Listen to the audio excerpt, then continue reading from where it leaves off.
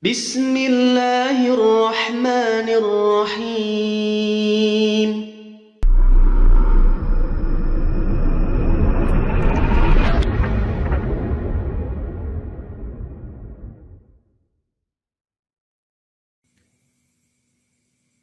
Bismillahirrahmanirrahim. Assalamualaikum warahmatullahi wabarakatuh. Alhamdulillahi rabbil alamin. Walhamdulillahilladzi anzalal hikmah fi qulubina. Asyhadu an la ilaha illallah wa asyhadu anna Muhammadan abduhu wa rasuluh. Allahumma salli ala sayyidina Muhammad wa ala alihi wa sahbihi ajmain. Ikhwanu billahi arsyadakumullah. Setiap hari Allah subhanahu wa ta'ala menurunkan hikmah. Maka ketika manusia itu mendapatkan hikmah dari Allah, apa yang terjadi? Yang pertama, manusia itu akan mengetahui halal dan haram. Kalau manusia itu mendapatkan hikmah dari Allah. Yang kedua kalinya, ketika manusia itu mendapatkan hikmah dari Allah, kehidupannya akan selalu dibimbing oleh Allah. Otomatis kehidupannya selalu bermanfaat bagi dirinya dan orang lain. Karena apa? Hidupnya mendapatkan hikmah dari Allah. Ikhwanu billahi arsyadakumullah. Dalam sebuah makolahnya, Yahya bin Mu'adz mengatakan, Al-hikmatu tahwi minas sama'i ilal qulub, fala taskun fi qalbihi wa fihi arba'un hisalin. Al-hikmatu, hikmah itu tahwi turun minas sama, dari langit ilal qulub, kepada tiap hati manusia. Jadi manusia akan mendapatkan hikmah setiap hari. Falataskun, tetapi hikmah itu tidak akan mau masuk, tidak mau singgah. Fi qalbihi, yang hatinya arba'un hisolin. Ada 4 hal. Maka kalau kita mempunyai 4 hal ini, Allah tidak akan menurunkan hikmah kepada hati kita. Dan kehidupan kita otomatis tidak dalam bimbingan Allah. Yahya bin Mu'adz mengatakan, hikmah turun dari langit ke hati manusia dan tidak akan singgah di hati manusia kalau manusia itu mempunyai 4 hal. Yang pertama, ketika manusia mempunyai sifat ar-rukun ila dunia, hidupnya selalu condong kepada dunia. Ar-rukun ila dunia. Artinya apa? Ketika Allah memberikan waktu 24 jam sehari dalam kehidupan kita, ketika kita muhasabah, ketika kita rekapitulasi dalam bahasa ekonominya, ternyata banyak dunianya daripada akhiratnya. Maka ketika itu juga Allah tidak akan menurunkan hikmah ketika manusia itu sehari 24 jam lebih condong dunia daripada akhiratnya. Kemudian yang menjadi pertanyaan, lah bagaimana kalau kita itu fokus akhirat terus, bagaimana dengan pekerjaan kita? Bagaimana dengan hubungan kita antar manusia? Maka jawabannya kita kembali kepada sabda Rasulullah sallallahu alaihi wasallam, kullu amarin tibalin la yubda bismillahirrahmanirrahim fahuwa abtar. Setiap perkara yang tidak diawali dengan kalimat basmalah, maka perkara itu abtar, terputus dari barokahnya Allah. Dari sabda Rasulullah ini bisa kita jabarkan, dimanapun, kapanpun, dalam keadaan apapun, dalam usaha apapun, walaupun itu usahanya usaha atau amaliyah dunia yang sifatnya mubah, tetapi kalau diawali dengan nama Allah, maka akan menghasilkan amaliyah-amaliyah ukhrawiyah.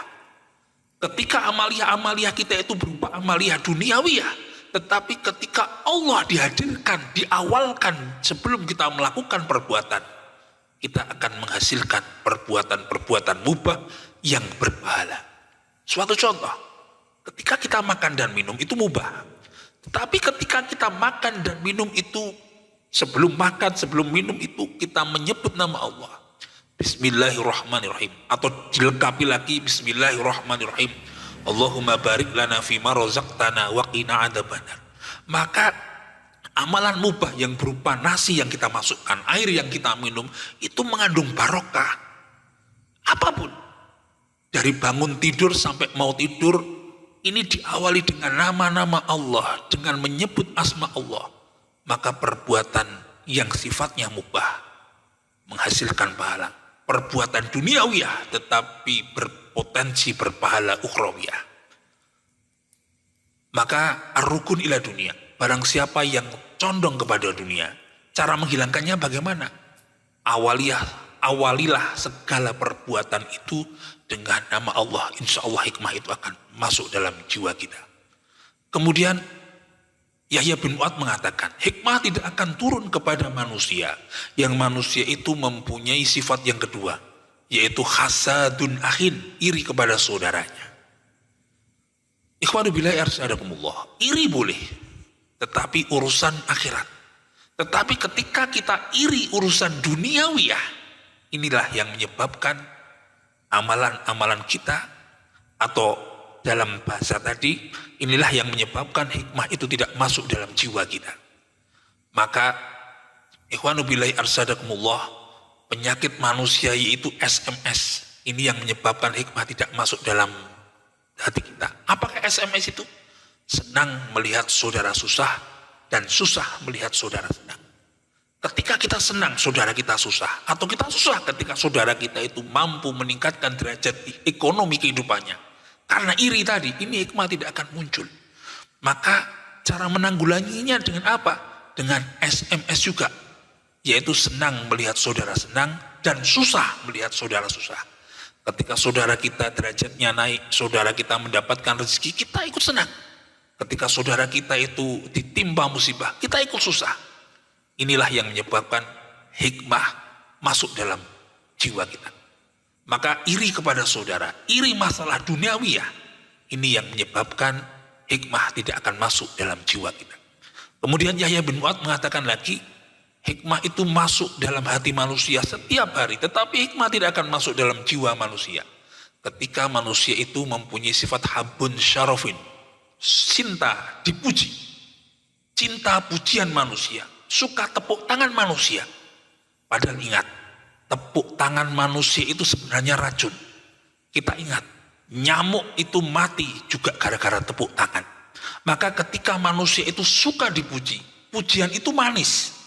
Ibaratnya setiap hari kita mengkonsumsi minuman manis, makanan manis, berhari-hari, berbulan-bulan, bertahun-tahun, manis yang kita masukkan akan mengakibatkan diabetes secara jasmaniah kita. Ibaratnya orang yang dipuji itu seperti memakan hal-hal yang manis. Ini sebenarnya racun yang menyebabkan hikmah tidak akan masuk dalam jiwa kita.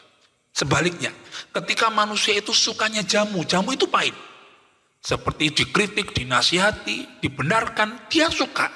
Tetapi yang namanya jamu itu adalah investasi kesehatan. Kritikan, nasihat, kemudian saling membenarkan. Ketika dia suka, ini investasi ruhaniyah agar hikmah itu masuk dalam jiwa kita.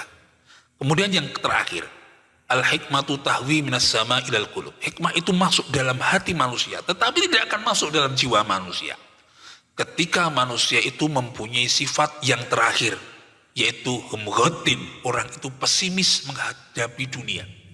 Ketika harga minyak naik, harga BBM naik, kemudian ekonomi sulit, kita pesimis. Padahal setiap hari kita minta pada Allah ketika kita sholat minimal sehari 17 rakaat, ada kalimat permintaan yang dahsyat. Mungkin kita tidak begitu memperhatikan. Iyyaka na'budu wa iyyaka nasta'in. Ini ikrar setiap hari minimal 17 kali. Iyyaka, hanya kepadamu lah ya Allah. Iyyaka na'budu, kami menyembah. Efeknya apa? Ketika kita mengusahakan menguatkan na'budu kita kepada Allah, wa iya, dan hanya kepadamu lah ya Allah, wa iyyaka nasta'in, kami mohon pertolongan. Maka ikrar ini sebenarnya menjadi motivasi kita. Setiap hari kita ikrarkan, setiap hari kita ucapkan, menyebabkan setelah sholat kita optimis menghadapi kehidupan. Tetapi ketika kita itu masih pesimis menghadapi kehidupan, maka hikmah tidak akan bisa muncul dalam hati kita. Kita lihat ketika kita di pegunungan kapur, misalnya di Gunung Kidul, Allah menumbuhkan rumput, rumput aja ditumbuhkan. Yang namanya kecoa aja dihidupkan, yang namanya cacing dihidupkan, padahal dia adalah makhluk yang derajatnya lebih mulia manusia daripada mereka. Mereka bisa hidup, rumput pun bisa hidup di tanah gersang. Apalagi manusia yang khalaqal insana fi ahsani taqwim.